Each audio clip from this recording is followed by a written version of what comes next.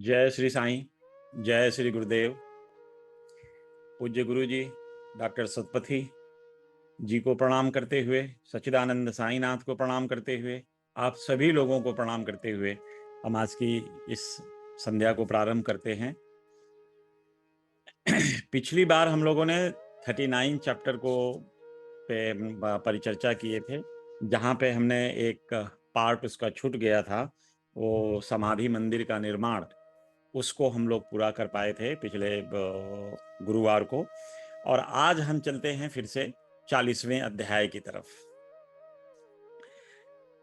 सच्चिदानंद साईनाथ को जितने लोग जानते हैं, सबको ये पता होगा कि साईनाथ महाराज कभी उपवास रखने के लिए लोगों को प्रेरित नहीं करते थे।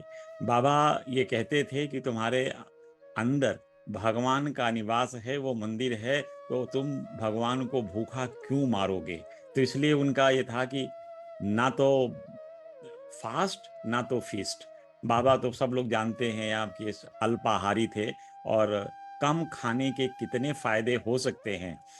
आधुनिक विज्ञान और मेडिकल साइंस इस चीज़ की पुष्टि कर रहे हैं कि आवश्यकता से ज़्यादा अगर ना खाएं, जितना आपको आवश्यक है आपके जीवन को चलाने के लिए, उससे ज़्यादा अगर खाते हैं तो अनावश्यक रूप से फैट डिपॉजिट होता है, आप ओबेज होते हैं, तमाम तरह की बीमारियां होती हैं।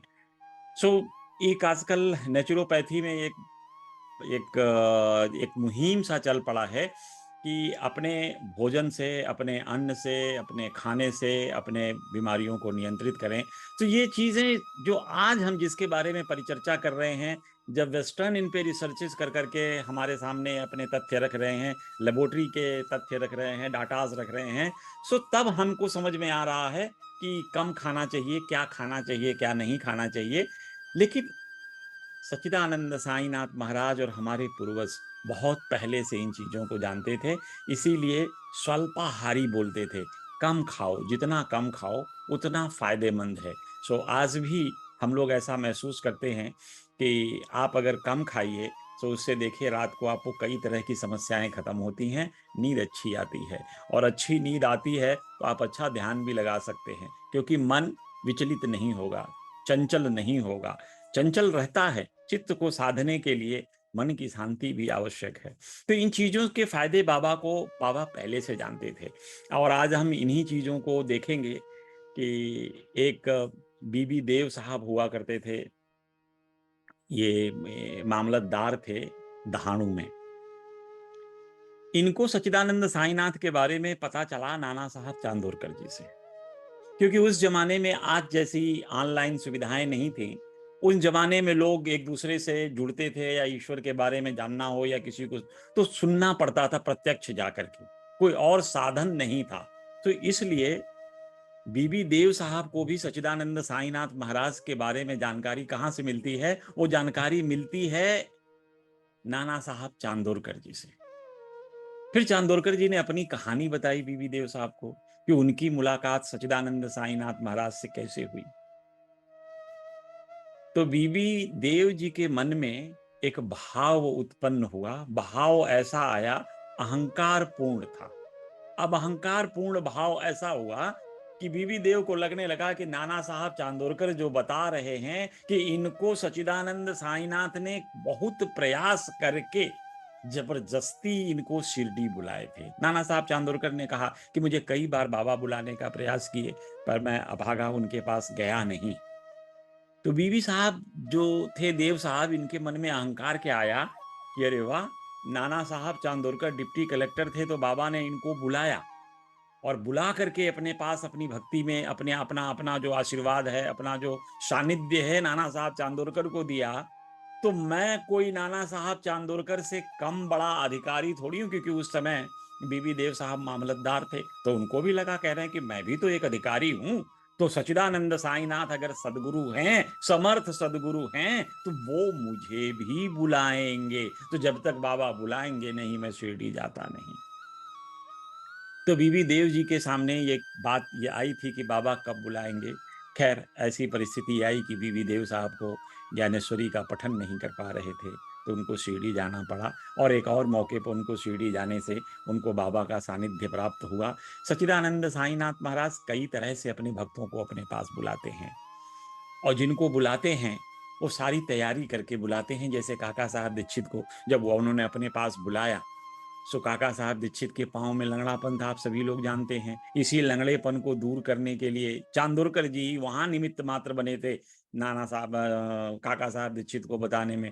उधर साईनाथ महाराज ने भी अपनी तैयारी कर ली। जब उनका कोई प्रियजन, उनका कोई अच्छा भक्त, जिनसे उनका प्रारब्ध रहा है, जो पूर्व जन्मों में भी उनके साथ रहे हैं, तो सच्चिदानंद साईनाथ महाराज कुछ न कुछ ऐसी व्यवस्था करते हैं कि आप उसमें जुड़ जाते हैं। उनके सानिध्य प्राप्ति के लिए आप तत्पर हो पड़ते हैं, चल पड़ते हैं। तो ये चीज आप सब लोगों को महसूस हो रहा होगा कि किसी न किसी को, सबको किसी न किसी ने कुछ न कुछ बाबा के बारे में बताया होगा, जिससे आपका स्नेह बाबा के चरणों में जागृत हुआ और आप सच्चिदानंद साईनाथ की कथाओं में आनंद पाने लगे।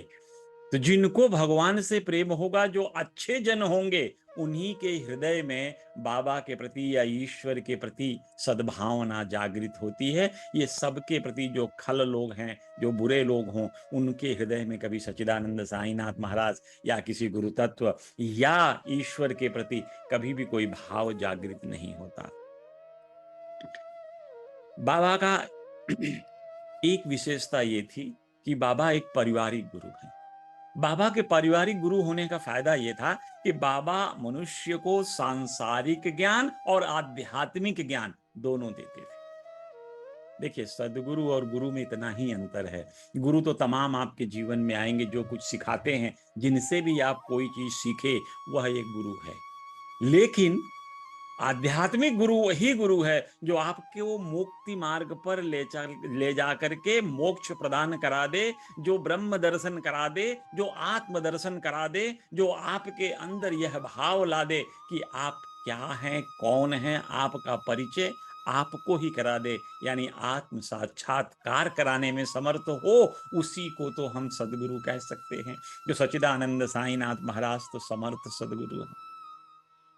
न जाने कितने लोग, जितने लोगों की बाबा की समर्थता की बात ऐसी है कि कई कई बार भक्त दूसरों के बारे में देखता है, पढ़ता है, सुनता है, अरे ये बाबा का बड़ा भक्त था, तो क्या हुआ उसकी परिणति? अरे वो एकादशी के दिन मृत्यु को प्राप्त हुआ।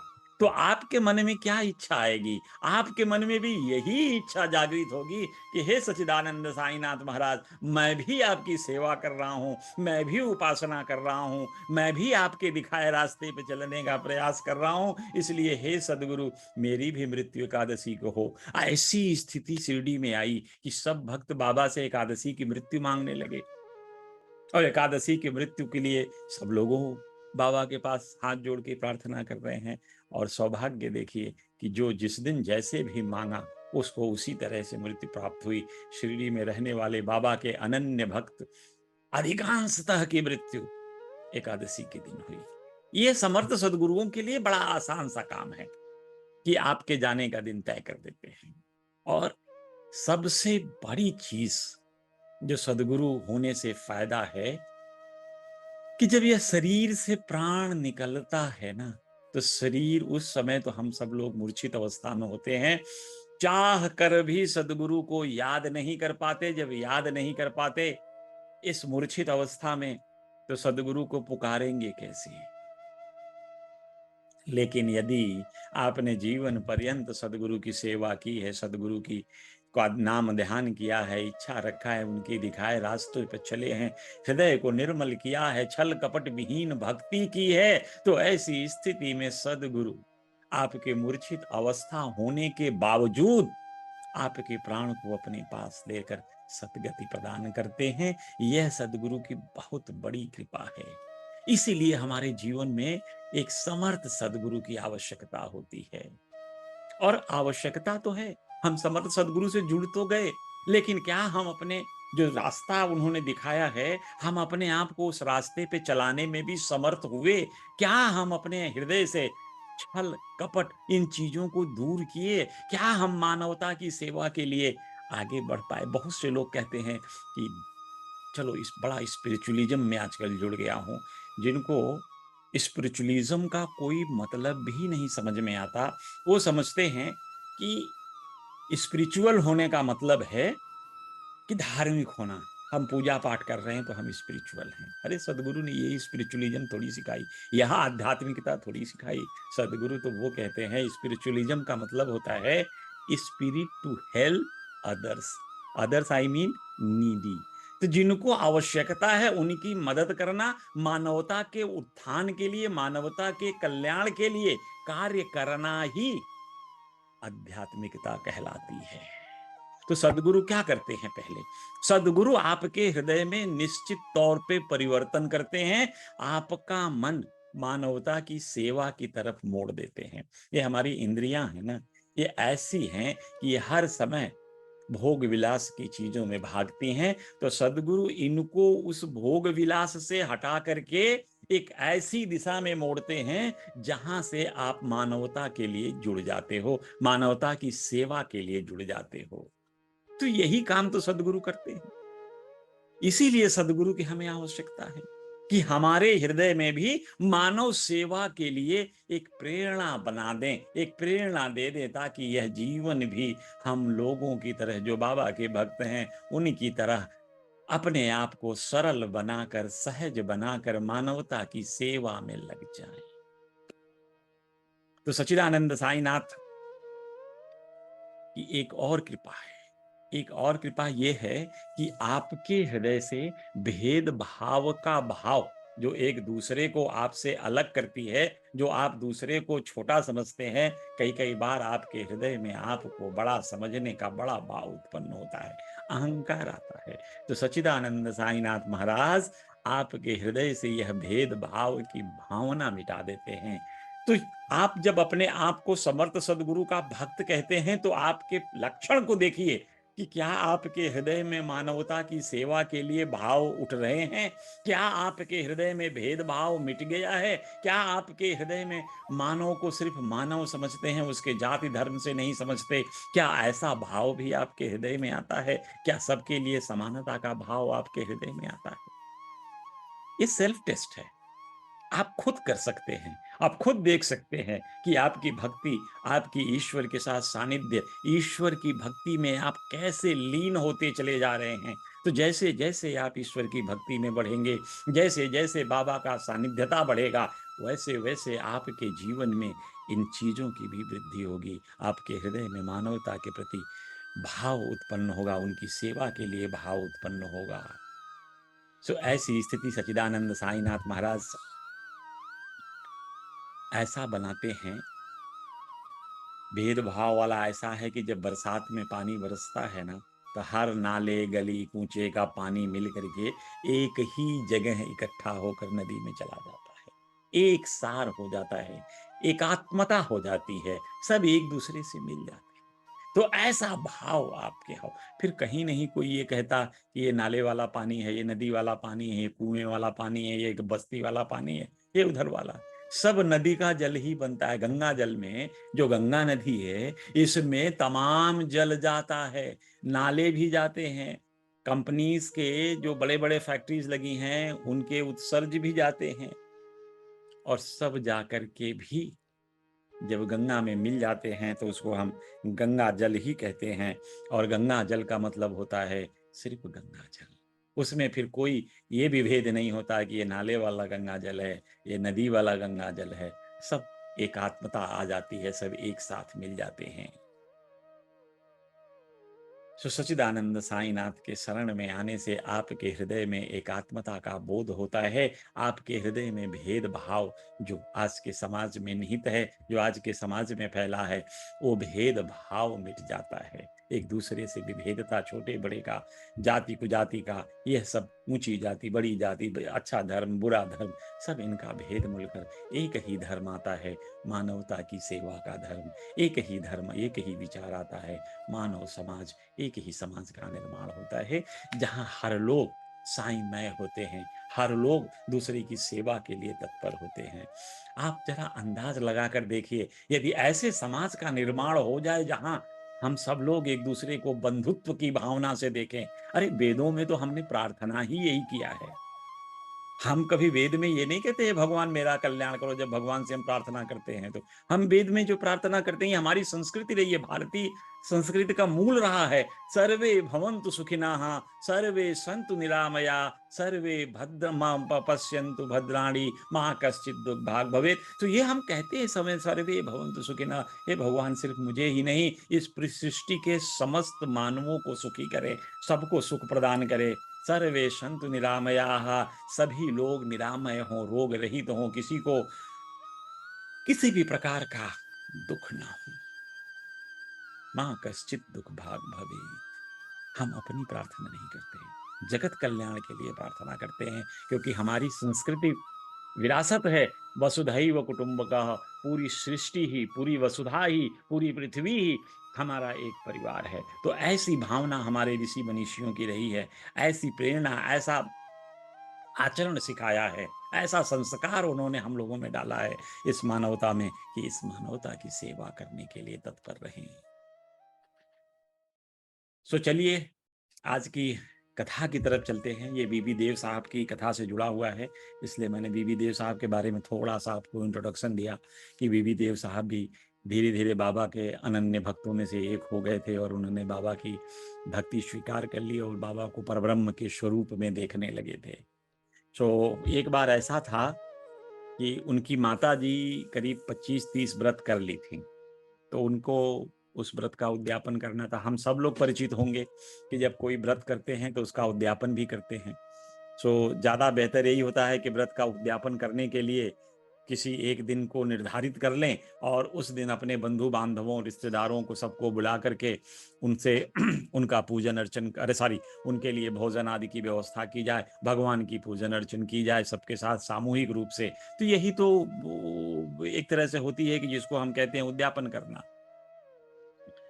तो बीबी देव साहब की माता जी को भी अपने व्रत का उद्यापन करना था। एक तिथि निश्चित कर ली गई कि चलो इस दिन हम इसको उद्यापन का फंक्शन रखते हैं, और इस उत्सव में सब लोगों को, अपने बंधु बांधवों, रिलेटिव्स, जितने भी दोस्त इष्ट मित्र हैं, सबको आमंत्रित करते हैं। तो इन्होंने एक बनाया था कि करीब मैं 200 ब्राह्मणों का भोज कराऊंगा। अब 200 ब्राह्मणों का भोज तो बहुत बड़ा फंक्शन हो गया, उत्सव हो गया। तो उन्होंने सबको निमंत्रण भेजा। तो चूंकि देखिए, जब व्यक्ति साईं भक्त बनता है, जब साईं सेवक बनता है, जब साईं की सानिध्यता प्राप्त होती है, जब साईं मय होने की तरफ बढ़ता है, साईं के दिखाए रास्ते पे चलने का प्रयास करने लगता है, तो उसको हर इच्छा यही रहती है कि जो भी करूं मैं बाबा के साथ बैठ के करूं। तो पहला निमंत्रण यूजुअली लोग अपने गुरु, अपने ईश्वर, अपने ईष्ट, जिनकी भी उपासना करते हैं उनको अर्पित करते हैं, पहला निमंत्रण। सो बीबी देव साहब को भी लगा कि बाबा तो शिरडी में हैं, और बाबा की सबसे बड़ी विशेषता ये थी कि शिरडी के पास 2 गांव छोड़ करके बाबा ने नीम गांव और राहता छोड़ के कहीं गए ही नहीं। तो इनके मन में ये तो था बाबा नहीं आएंगे, लेकिन हम बाबा को आमंत्रित तो करते हैं। तो उन्होंने जोग साहब को एक पत्र लिखा। जोग साहब को लिखते हैं कि जोग साहब, हमारी माताजी का उद्यापन अमुक तिथि को निर्धारित हुआ है, और मैं बाबा को निमंत्रण देना चाहता हूं, सच्चिदानंद साईनाथ को निमंत्रित करना चाहता हूं। यदि वो हमारे भोज में सम्मिलित हो जाएं, इस उद्यापन में सम्मिलित हो जाएं, तो मेरा अहो भाग्य होगा। और यदि बाबा नहीं आते हैं, बाबा की अनुपस्थिति रहती है हमारे उद्यापन में, तो बिना गुरु के ये कैसा उत्सव, ये अपूर्ण रहेगा। ये उत्सव मैं अपने आप से इसको पूर्ण नहीं मानूंगा। आशा है कि सच्चिदानंद साईनाथ महाराज धाणु प्रसाद पधार कर हमें अनुग्रहित करेंगे, हमारी इच्छा पूर्ण करेंगे। ऐसा पत्र उन्होंने जोग साहब से लिखा। अब बाबा साहब जो बापू साहब जोग थे, बाबा को पत्र पढ़ के सुनाने लगे कि बाबा, धाणु से बीबी देव साहब का ऐसा ऐसा पत्र आया है, उनकी माँ जी का एक उद्यापन कार्यक्रम है, तो इस उद्यापन कार्यक्रम में उन्होंने आमंत्रित किया है। तो बाबा ने पहले बड़े ध्यान से सुना। तो बाबा ने उनसे कहा, बड़ी अच्छी उपदेश उस दिन बाबा ने दिया था। जो मेरा स्मरण करता है उसका मुझे सदैव ध्यान रहता है। ध्यान रखिए। तो कहते हैं ना कि जैसे चरवाहा अपने जानवरों पर ध्यान रखता है, ठीक उसी प्रकार से सदगुरु अपने भक्तों का भी ध्यान रखते हैं। तो बाबा कह रहे हैं जो मेरा स्मरण करता है सदैव उसका ध्यान रहता है मुझे।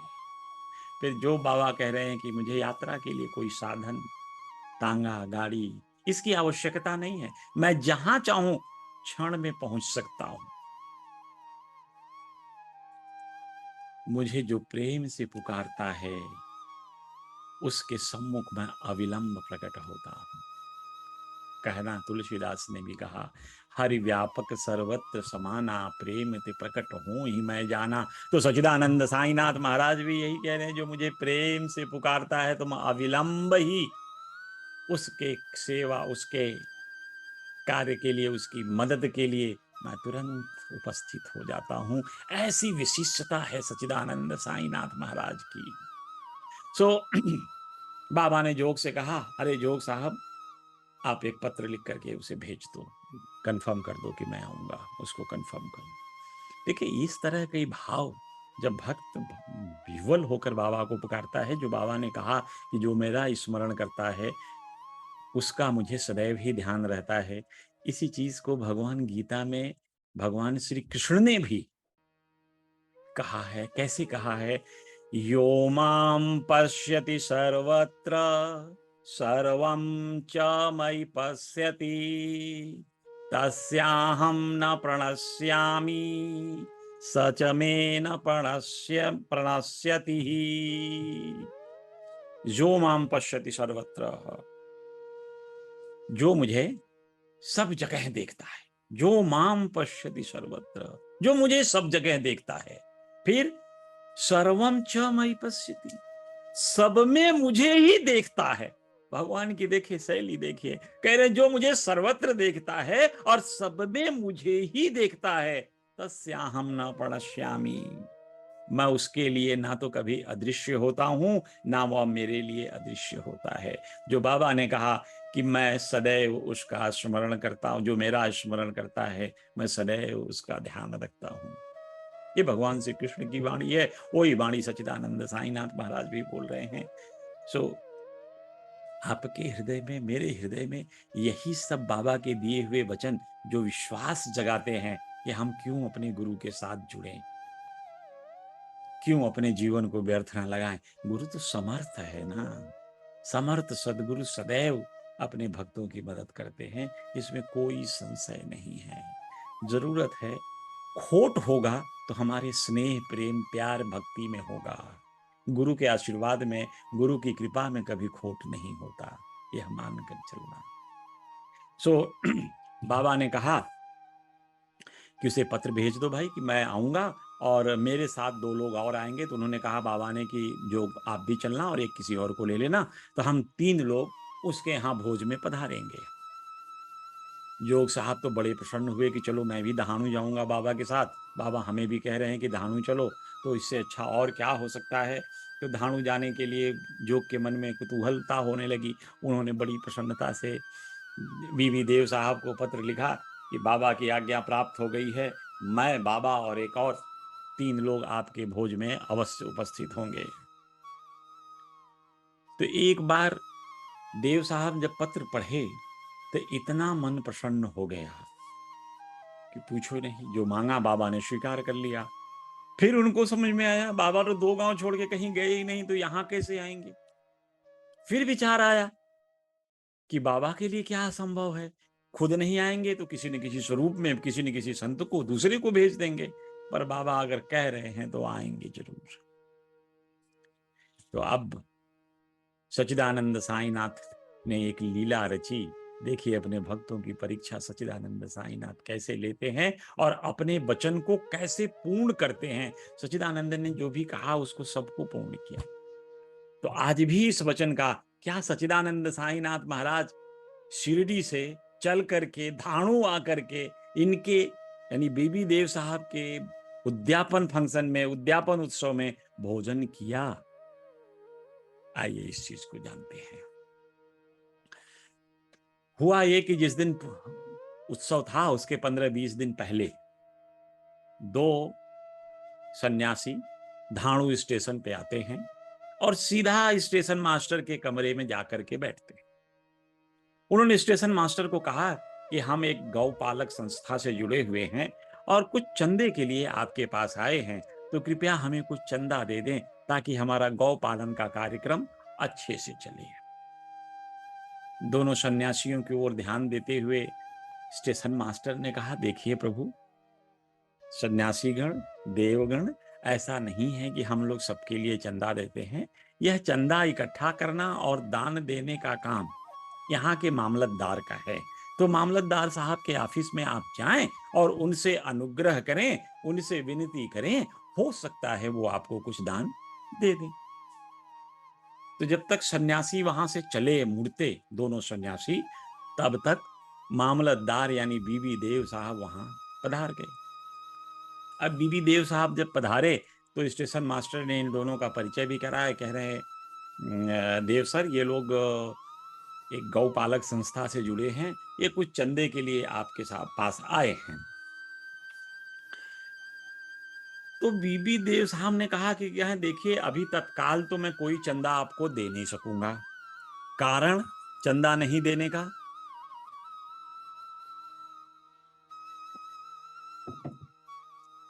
चंदा नहीं देने का कारण एक ही है कि नगर के एक बहुत बड़े सेठ व्यक्तित्व हैं नरोत्तम दास जी। ये धर्मार्थ कुछ कार्य करने के निमित्त, जो भी धर्मार्थ के निमित्त काम करने का चंदा होता है, उसके लिए उन्होंने एक नामावली बना ली है कि किनको किनको क्या क्या देना है। तो अभी तो वो संभव नहीं है ये कि इस नामावली को फिर से रिवाइज किया जाए। तो इससे अच्छा ये होगा कि आप 3-4 महीने में, 2-4 महीने के बाद आइए, तो हम आपका नाम इसमें इंक्लूड करा देंगे और जो भी इस संस्था से बन पड़ेगा हम आपको चंदा अवश्य देंगे। दोनों सन्यासी बड़े खुश होते हैं और जब ये कह दिए कि 2-4 महीने बाद आइए, तो दोनों सन्यासी उनको आशीर्वाद देते हुए वहां से निकल गए। अब देखिए बाबा का खेल।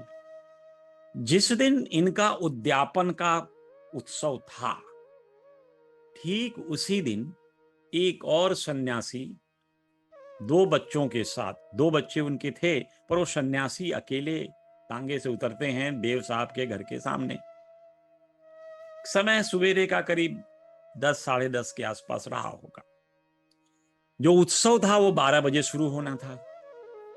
तो उस सन्यासी को देखकर, क्योंकि देव साहब के हृदय में, जो मन में वो छवि जागृत हुई कि जब एक सन्यासी स्टेशन पर आया था, चंदा मांग रहा था, तो उन्होंने कहा मैं तो इसको 4 महीने बाद आने के लिए बोला था, ये अभी आ गया है चंदा मांगने।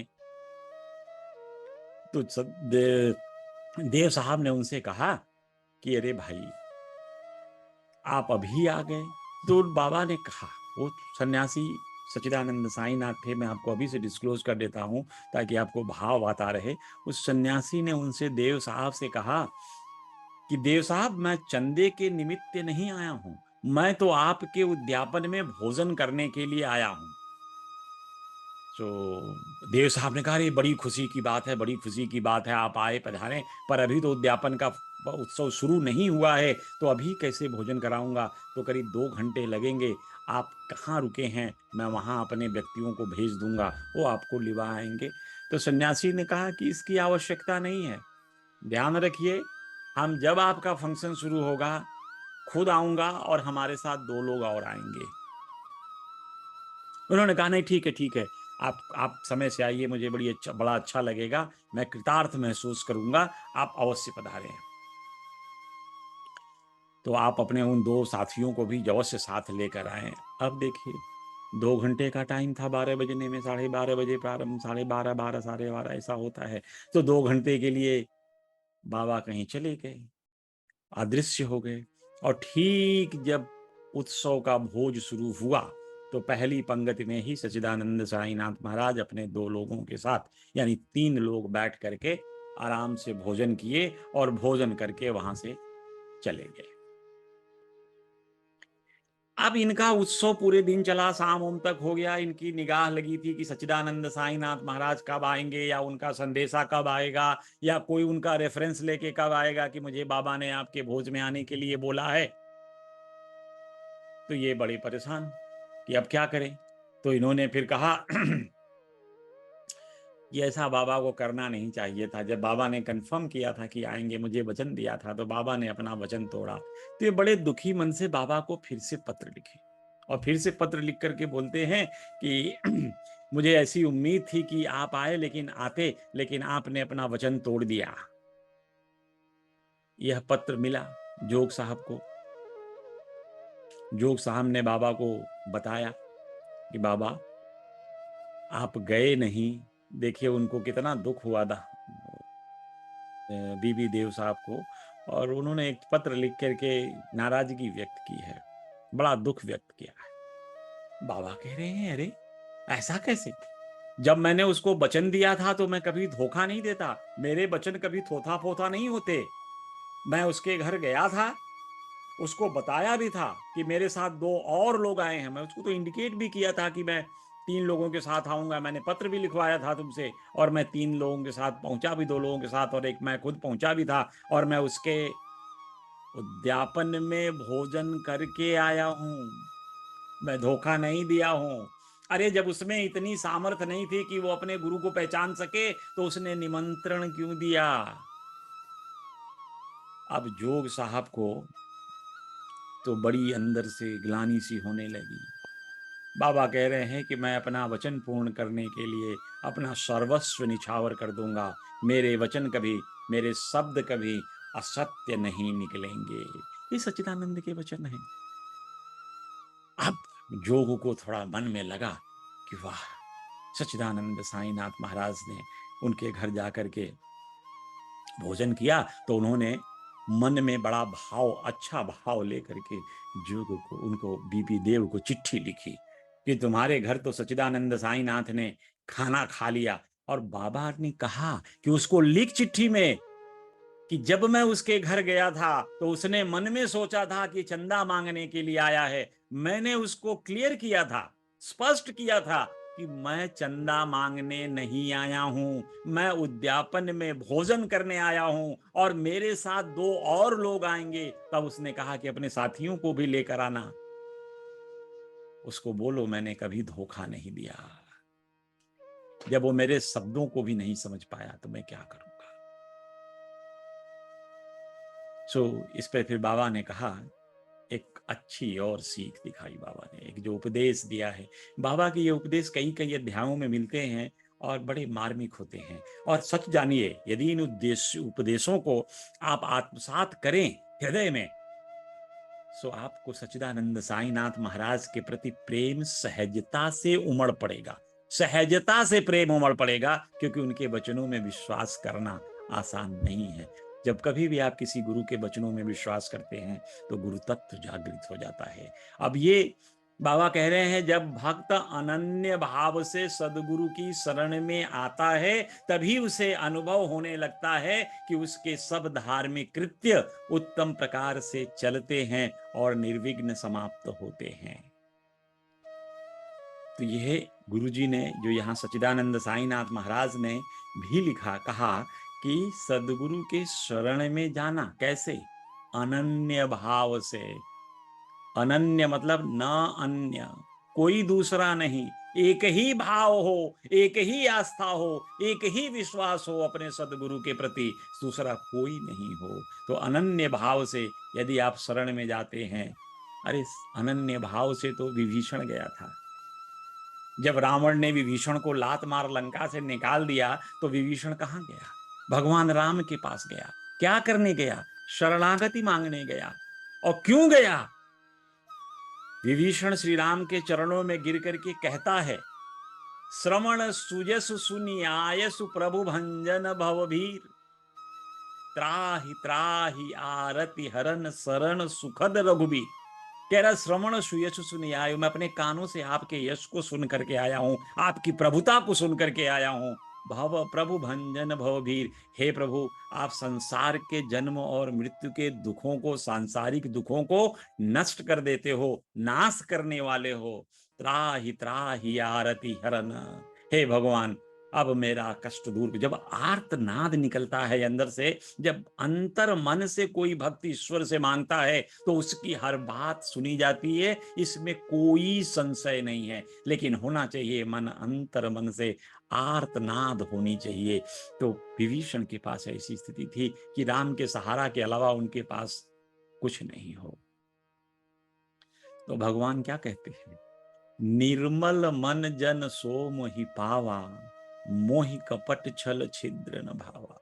भगवान क्या कहते हैं? जब यहां पे वो कह रहा है कि मैं आपकी श्वेत सुन करके आया हूं, क्योंकि आप शरण सुखद हो, आपकी शरणागति प्राप्त होने से आप सुख प्रदान कर देते हो। तो भगवान ने उससे कहा, निर्मल मन जन सो मोहि भावा। मुझे कौन से व्यक्तित्व प्रसन्न है, किसकी शरणागति में, सब शरण में मेरे आता है तो मैं लेता हूं, सबकी लेता हूं, लेकिन मुझे जो इनमें से भी निर्मल मन, जिनका मन शुद्ध हो, निर्मल हो, चंद बिल्कुल स्वच्छ हो, ऐसे व्यक्ति मुझे अच्छे लगते हैं।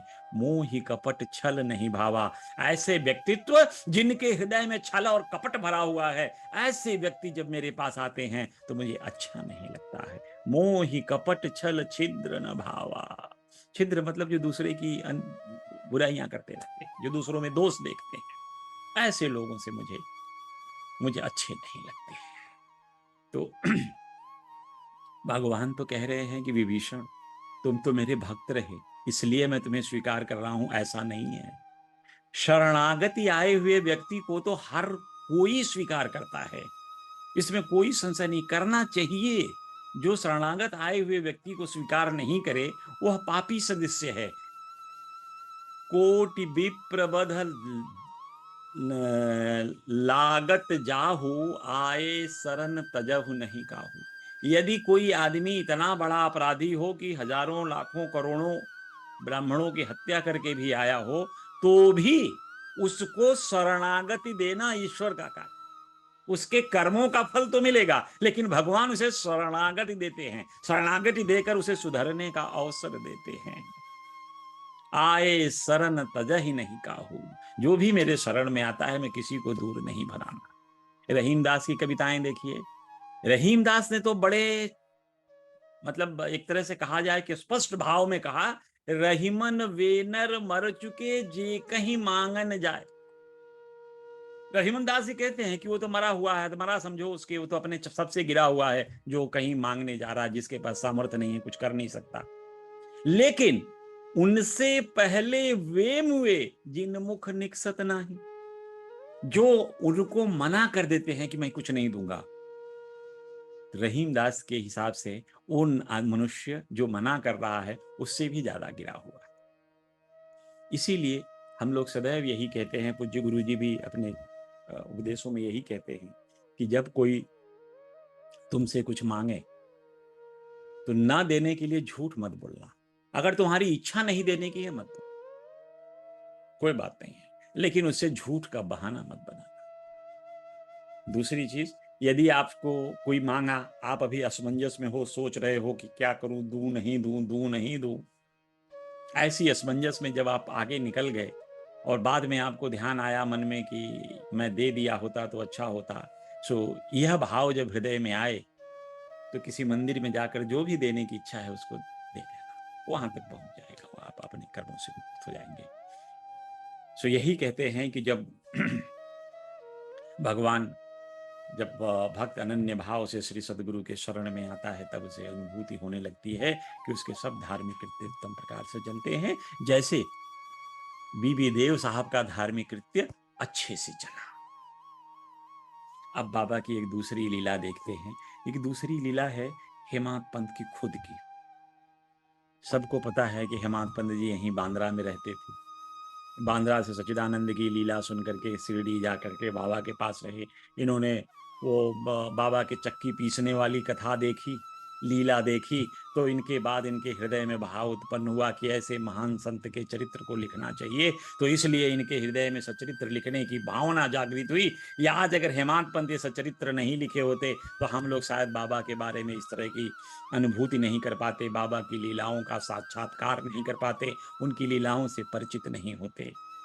सच्चिदानंद साईनाथ ने इनको ज्ञान देकर, इनको उपदेश देकर जिस तरह से अपनी लीलाएं लिखी, बाबा ने तो कहा कि मैं तुम्हारे अंतःकरण में प्रकट होकर अपनी लीलाएं खुद लिखूंगा। कब? जब तुम्हारे हृदय में लेस मात्र भी अहंकार नहीं होगा। तो सच्चिदानंद साईनाथ महाराज हम लोगों को हर पग पे समझाते रहते हैं कि हृदय में अहंकार मत रखो। अहंकार इस दुनिया में किसी का नहीं चलता। सो अहंकार इस रास्ते के लिए, जो आध्यात्मिक रास्ता है जिसपे हम दूसरे की मदद करने के लिए आगे बढ़ने का प्रयास कर रहे हैं, इसके लिए बड़ा बाधक है। तो हृदय में अहंकार लेकर के आध्यात्मिक प्रगति नहीं की जा सकती। सो बात हेमांत पंत की ही चल रही है। तो हेमांत पंत सन 1917 के होली पूर्णिमा के दिन, जिस दिन होली था, उस दिन तो आप सबके घर में, हमारे घर में जितने लोग भी हैं वो सब पकवान बनाकर खाते हैं, होली का त्योहार मनाते हैं। तो 1917 के दिन जब होली थी तो उसी दिन रात बाबा ने रात्रि को उनको एक स्वप्न दिया था और सच्चिदानंद साईनाथ महाराज उनको सन्यासी के रूप में दिखाई पड़े और उन्होंने सच्चिदानंद को बोला, हेमांत पंत को तो सबसे पहले उन्होंने स्वप्न में जगा रहे हैं उनके, उठो उठो देखो मैं आया हूँ। ये घबरा करके उठते हैं और बाबा को स्वप्न में ही सब हो रहा है। बाबा को प्रणाम करते हैं। बाबा कह रहे हैं कि आज मैं दोपहर को तुम्हारे यहाँ भोजन करने आऊंगा। इतना कह करके जब बाबा चले गए तो इनकी नींद खुल गई। अब आप सोचिए हेमांत पंत की क्या स्थिति हुई। हेमांत पंत लगे मन में उथल पटल करने, ये क्या मेरी सच्ची निद्रा थी, ये मेरा स्वप्न था, दृष्टांत था, बाबा यहाँ कैसे आए, बाबा तो कभी कुछ गए नहीं, बाबा हमारे यहाँ कैसे आ सकते हैं, बाबा को तो शिरडी में है, शिरडी से यहाँ कैसे आएंगे। तो इनके स्मृति में, मन में कई चीजें दौड़ने लगी। अभी बिल्कुल परेशान होने लगे कि आखिर ये क्या हुआ।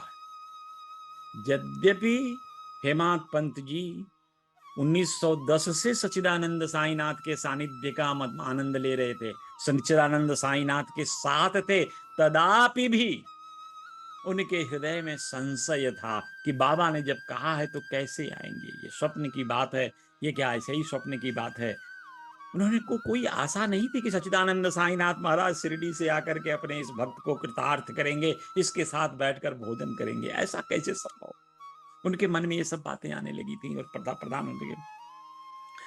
तो अल्टीमेटली उन्होंने सोचा कि यार अगर एक आदमी आएगा भी तो क्या फर्क पड़ता है, थोड़ा सा चावल और बना लेते हैं।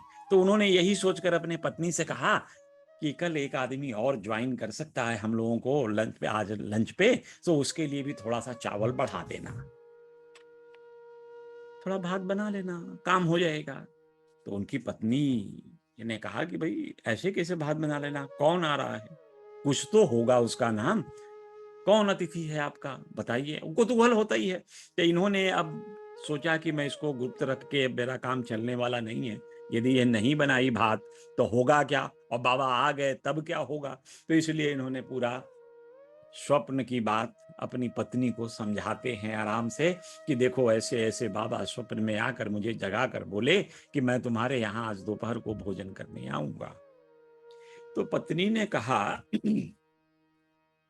वाह भाई वाह, साईं बाबा कहाँ शिरडी में, हम लोग कहाँ बांद्रा में, बाबा अच्छे अच्छे वहां पे भोजन करते हैं, उनके लिए लोग तरह तरह के व्यंजन बना कर ले जाते हैं, सुस्वादु व्यंजन। और कहाँ सच्चिदानंद साईनाथ महाराज हमारे घर बांद्रा में आएंगे हमारी रूखी सूखी रोटी खाने के लिए और भात खाने के लिए। तो हेमांत पंत ने कहा, अरे महाभाग, बना लेने में एक आदमी का चावल ज्यादा क्या जाता है, मैं तुमसे अनुरोध करता हूं तुम बना लो। देखो सच्चिदानंद साईनाथ के लिए कुछ भी असंभव नहीं है, वो कहते हैं तो करते भी हैं। तो इसलिए वो खुद नहीं आएंगे, किसी स्वरूप में आ जाएंगे, किसी तरह से आ जाएंगे, पर हमें लगता है वो आएंगे जरूर, तो इसलिए तुम एक आदमी का भात जरा बना लो।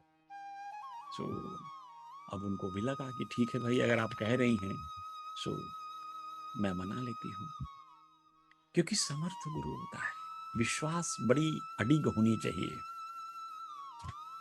समर्थ गुरु सब नहीं होते।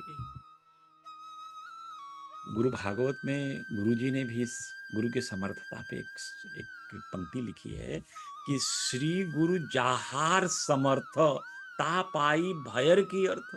अरे जब जिसके गुरु समर्थ हैं तो उस आदमी को भय करने का क्या मतलब?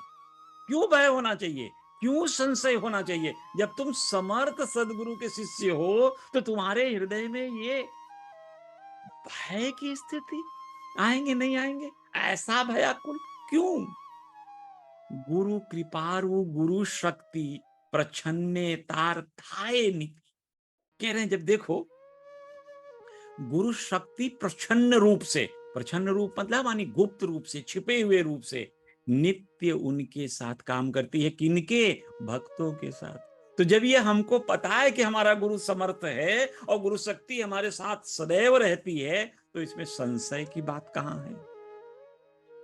खैर, हेमाद पंत ने एक बार फिर कहा पत्नी से, देखो थोड़ा सा भात बना लेने से हमारा कोई नुकसान नहीं होने वाला है। पत्नी मान गई, ठीक है कोई बात नहीं, कह रहे हो तो एक आदमी का चावल और बढ़ा देते हैं। अब इनका भोजन बन गया, दोपहर का समय हो गया। अच्छे समय में भगवान श्री साईनाथ का आगमन होने का भी इंतजार करने लगे, आए नहीं। अब हेमाद पंत बड़ा परेशान, आए नहीं बाबा, क्या करूं? आते तो मैं पत्तल लगाता। जब विलंब ज्यादा हुआ तो उन्होंने कहा कि छोड़ो पत्तल लगा ही देते हैं, शायद नहीं आएंगे। कह के भी नहीं आए। खैर चलो, स्वप्न की बात होगी, हो सकता है स्वप्न ऐसे ही आया हो। तो उन्होंने सब अपने इष्ट मित्र परिवार के जनों को सबको बिठा दिया, और बिठा करके जितने भी इनके कुटुंब परिवार के लोग थे, लड़के लड़कियां दामाद, सब लोगों को अपना अपना जगह लगा दिया। और बीच में एक अतिथि के लिए उन्होंने जगह छोड़ दी। बाई द वे, अगर साईं आ गए तो यहां बैठे, एक जगह उनके लिए छोड़ दी, एक पत्तल भी लगा दी। और पत्तल पे उन्होंने अपने भोजन जब सबको परोसना प्रारंभ किया तो सच्चिदानंद साईनाथ वाले पत्तल पर भी उन्होंने भोजन परोस दिया, रख दिया। अब रख करके एक उस समय प्रथा थी, आज भी कुछ घरों में मानी जाती है, घृत का, घी का, गाय के घी का भोजन जब शुरू करने से पहले उस थाली में गाय का घी डाला जाता है सबके यहाँ। इसका यह मतलब होता है कि इसको हमने अब शुद्धता प्रदान कर दी है, गाय के घी से शुद्ध किया गया है, आज इसका हम लोग प्रारंभ कर सकते हैं, इस भोजन को खा सकते हैं। ये भगवान, घी लगाने का मतलब ही होता है भगवान को हम अर्पित कर रहे हैं। सिंपल तरीके से ये मानकर चलिए, जब घी डालते हैं तब भगवान का, नारायण का नाम लेते हैं। इसका मतलब नारायण का नाम लेते ही भोजन के समय भोजन भगवान को भोग लग गया।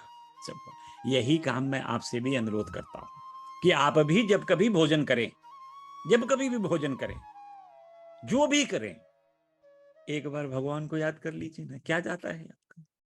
लेकिन ये आदत डाल के देखिए, चाय पीने से पहले एक बार कहो ना बाबा, खाली बाबा कह तो बाबा ग्रहण कर लेंगे, ये चाय प्रसाद बन जाएगी। भाव से बोलोगे तो अमृत बन जाएगा। लेकिन बोलना जरूर, क्या जाता है आपका।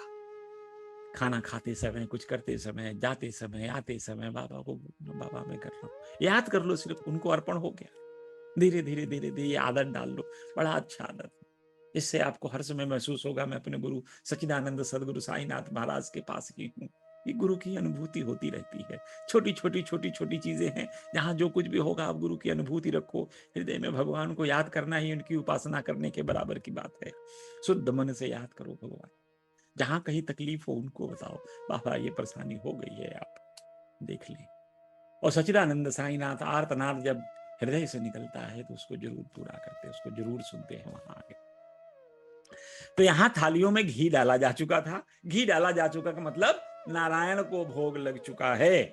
अब इसको जैसे ही ये लोग कहते हैं कि भाई श्री गणेश करें या भोजन का रसवासन गए, नारायण नारायण लोग बोलते हैं, बोलने प्रारंभ करने, तब तक किसी ने दरवाजे पे सांकला, उस समय कालवेल तो होती नहीं थी, टिंग टोंग, उस समय जो सांकल होती थी जिसको लगा करके ताला लगाते थे जिसमें, उसको खटखटाया उन्होंने। ये भी खटखटाने की आवाज आई तो उन्होंने कहा कि भाई अभी कौन है, अब इस समय कौन आया। पहले तो इनको ये खटकनी होने से पहले ही आभास हो रहा था कोई आ रहा है, सीढ़ियों पे खट खट खट खट की आवाज आ रही थी। तो इन्होंने मन में सोचा कि अभी आवाज होगी होगी कोई, कहीं बाहर से भी आ रही है। जब दरवाजा खटखटाया तो पक्का हो गया कि कोई ना कोई दरवाजे पे तो आया है। अब ये फटाक से उठ गए और उठ करके गए बाबा के पास, जो भी दरवाजे पे आया था। देखे उन्होंने कि वहां दो लोग खड़े हैं। कौन? तो एक अली मोहम्मद, एक मौलाना इस्मो मुजावर, ये दो लोग खड़े थे। तो इनका आप क्या करेंगे? आप इनको तुरंत बोलेंगे कि भाई आइए आइए आइए, भोजन है भोजन है, आप बैठिए और रसास्वादन लीजिए, जो कुछ भी हमारे पास कंदमूल फल जो भी अर्पित है आप उसका रसास्वादन करें। तो अली मोहम्मद और इसमें मुजावर दोनों को बड़ी शर्म सी लगने लगी कि बड़े गलत समय इनके घर हम आए। उन्होंने कहा देखिए प्रभु, हमको क्षमा कर दीजिए, मैं गलत समय आया हूं, आप लोगों को भोजन के लिए प्रतीक्षा करना पड़ रहा है मेरी वजह से, इसके लिए मैं क्षमा प्रार्थी हूं, लेकिन मेरा कुछ काम था, मैं इसलिए आया था। और आप अपनी थाली छोड़कर आए हैं, मुझे अच्छा नहीं लगा, इसलिए आप ये मेरी संपदा, अपनी संपदा संभालिए। तो हेमंत पंत को लगा मेरी संपदा इनके पास क्या। तो उन्होंने देखा कि कुछ चीज अखबार में लिपटी हुई, उनको उन्होंने दिया। तो हेमंत पंत ने जैसे ही पूछा इसमें क्या है और कैसे है, तो उन्होंने कहा इसकी कहानी मैं आपको कभी और सुनाऊंगा, आप अभी भोजन के लिए, आपके अतिथि सब इंतजार कर रहे हैं, कृपया आप भोजन करें, इसके बारे में मैं बताऊंगा जरूर, लेकिन किसी और अवसर पे, आज नहीं, आज हमें क्षमा कर दे। जैसे ही उन्होंने वो पैकेट खोला, उसमें सच्चिदानंद साईनाथ महाराज का एक बड़ा सा सुंदर चित्र था। हेमंत पंत की आंखें भर आईं, गला रूंध गया, कह रहे सच्चिदानंद साईनाथ महाराज आप इस स्वरूप में आना था, हम आपकी ही प्रतीक्षा कर रहे थे प्रभु, और आप ऐसे स्वरूप में आए। इन दोनों को तो इसमें मुजावर और इनको पता ही नहीं था कि वो किस लिए ये रोने लगे, किस तरह इनके आंसू चलने लगे, किस लिए बाबा को कहने लगे, क्योंकि उनको पीछे की तो कहानी पता नहीं थी। तो उनको ऐसा लगा कि मेरे से गलती हो गई, हम लोग बड़े गलत समय से आ गए। वो फिर से माफी मांगने लगे कि साहब हमको क्षमा कर दीजिए, हमने आपको दुखी किया और आप इस तरह से आपको भोजन से उठा दिया। अब ये हेमंत पंत तो इतने गदगद थे कि सच्चिदानंद साईनाथ ने यह लीला करके दिखाया कि मैं जो कहता हूं उसको करता हूं, चित्र स्वरूप ही मैं तुम्हारे घर में आया, लेकिन आया जैसा मैंने कहा था वैसा मैंने किया। अब इन्होंने यह चित्र पूछा कि ये चित्र आपको कहाँ से प्राप्त है। उन्होंने कहा मैंने एक दुकान से खरीदा है, पर इसके बारे में कुछ मत पूछिए, मैं आपको अगली बार मिलके बताऊंगा। सो मैं भी उस कहानी को आपके लिए रोक के रखता हूँ, अगली बार बताऊंगा। लेकिन ये चित्र के रूप में जब बाबा आते हैं तो एक थाली जो उन्होंने अतिथि के लिए लगाई थी, एक पत्तल, उसके सामने सच्चिदानंद साईनाथ महाराज की मूर्ति रख दी, वो फोटो रख दी, और सब लोग सच्चिदानंद साईनाथ का जयकारा करते हुए इस भोज का आनंद लिया। तो ऐसे हैं सच्चिदानंद साईनाथ, किसी न किसी रूप में जब कहते हैं तो आते हैं। दो उदाहरण देकर इस अध्याय को समाप्त कर दूंगा। उदाहरण एक, काका साहब दीक्षित का परिवार।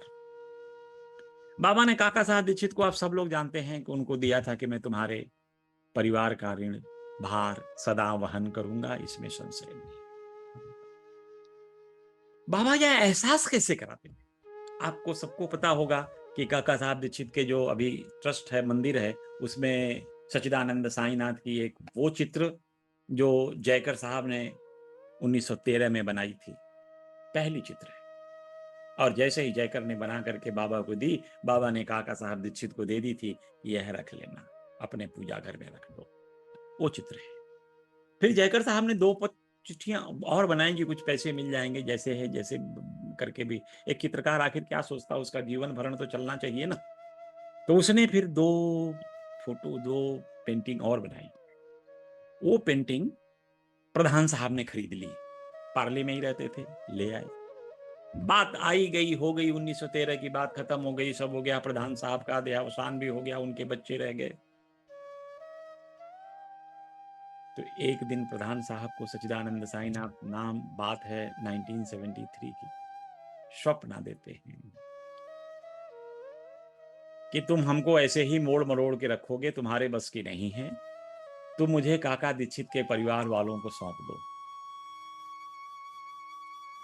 बाप बेटा दोनों को स्वप्न आया ऐसा। अब ऐसा स्वप्न देखकर हृदय में बात उनको लगने लगी, तो उन्होंने फोटो देखी तो वैसे ही फोल्ड करके रखी हुई थी, जो प्रधान साहब फोटो रख के उसे चले गए थे। तो उसको ला करके उन्होंने काका साहब दीक्षित के घर में दिया। वह फोटो, एक ही फोटो उनके पास मिली, वो जो तस्वीर बनी थी, दूसरी तस्वीर उनके पास नहीं मिली, कहीं खो गई प्रधान जी से। तो वह दूसरी तस्वीर भी, जो 3 तस्वीर बनी थी उनमें जो दूसरी तस्वीर भी काका साहब दीक्षित के परिवार में आ गया, और वो आज भी उस मंदिर में रखा हुआ है। एक तस्वीर जयकर साहब ने बाद में और बनाई थी, जो द्वारका माई में लगा हुआ है। सो सच्चिदानंद साईनाथ महाराज अपने वचन को निभाते हैं। ऐसे ही एक इंसिडेंट की वर्णन मैं और करूं। गुरु जी के साथ जो घटना घटी है, जिसको हमने जिया है, हम ये हमारे साथ घटना घटी 2005 में।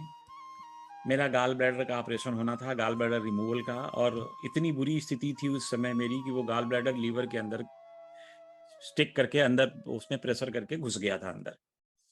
तो लोगों को मैलिग्नेंसी डाउटफुल लग रही थी, एक्सरे जैसे ही बता रहे थे। ये 2 नवंबर के दिन गुरुजी बॉम्बे आए थे 2005 में। 2 नवंबर तो उस समय नहीं चलता था, लेकिन एक बार जब बाबा आए थे वहाँ पे, तो बाबा सवेरे ऐसे बैठे थे, तो हम सब लोग अपना काम कम लगे थे अपने। तो मैंने ऐसे ही, बीवी लगी रोने बाबा के सामने कि बाबा इनको गाल ब्लैडर में स्टोन है, डॉक्टर सर्जरी करने के लिए कह रहा है, लेकिन वो लीवर के अंदर बहुत घुस गया है। बाबा ने कहा, मुझे बुलाया, कह रहे फिर डरता क्यों है तू, तो जाके ऑपरेशन करा, तू अभी हॉस्पिटल जा, मैं तेरे साथ रहूंगा, चिंता की बात नहीं है। बाबा को एयरपोर्ट छोड़ा, आंखें भर आई थी उस समय, अभी भी भर आ रही हैं। छोड़कर मैं सीधा हिंदुजा हॉस्पिटल गया, वहां पे ऑलरेडी बात तो कर रखी थी, मैंने सर्जरी के लिए एडमिशन ले लिया। अगले दिन जब ऑपरेशन थिएटर में मुझे ले जाया गया, मुझे तब तक होश था, तो डॉक्टर ने मुझसे पूछा कि आपका पुराना रिपोर्ट्स कहाँ है, जो ये अपने सिटी स्कैन और अल्ट्रासोनोग्राफी किया है, वो कहाँ है।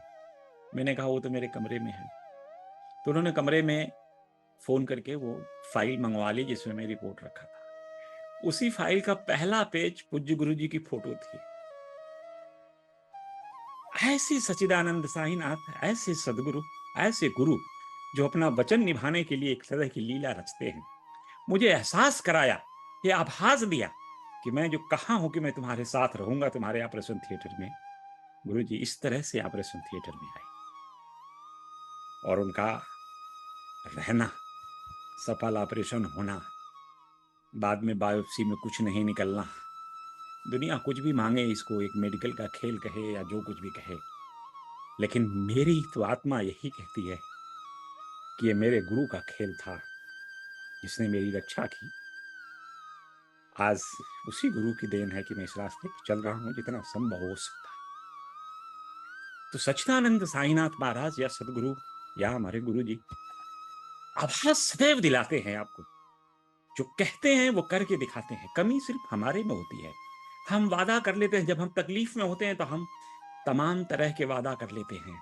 हम तो उस तरह से वादा करते हैं अपने गुरुओं से, जैसे एक भक्त कभी ताड़ के पेड़ पर चढ़ गया, अब उसको ताड़ के पेड़ से उतरना नीचे बड़ा डर लग रहा था, तो वो सोचा कि चलो अब हनुमान जी की प्रार्थना करो।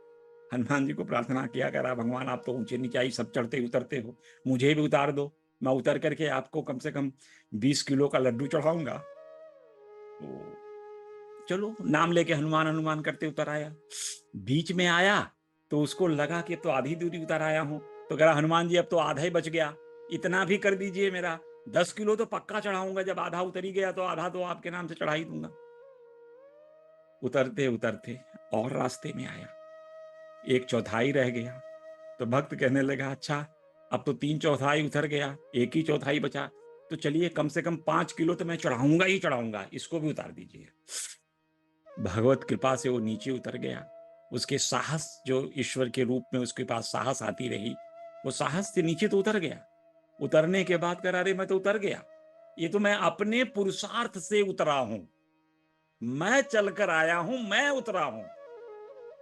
तो उसने हनुमान जी को कहा, भगवान अब आज के बाद न चढ़ूंगा न आपको कुछ चढ़ाऊंगा। तो खोट, जो वचन हम अपने गुरु को देते हैं, हम अपने ईश्वर को देते हैं, हम अपने इष्ट को देते हैं, खोट वहां होती है। खोट गुरु या ईश्वर में कदापि नहीं है। गुरु और ईश्वर में कभी खोट मत खोजना। खोट खोजना तो अपने अंदर खोजना। कबीर की है ना, बुरा तो खोजन मैं चला, बुरा न मूलिया कोई, जो मैं अपना देखूं, मुझसे बुरा न कोई। सो ऐसा है, अपने अंदर अपने कमियों को खुद ढूंढ कर दूर करें, यही अध्यात्म है। अध्यात्म में चलना, अपने आप को निर्मलता पे, सहजता की तरफ, मानवता की तरफ मोड़ना, मानव सेवा करने की तरफ मोड़ना, यही अध्यात्म है। तो आज के कथा में इतना ही। अगले गुरुवार को फिर मिलेंगे। जय श्री साईं।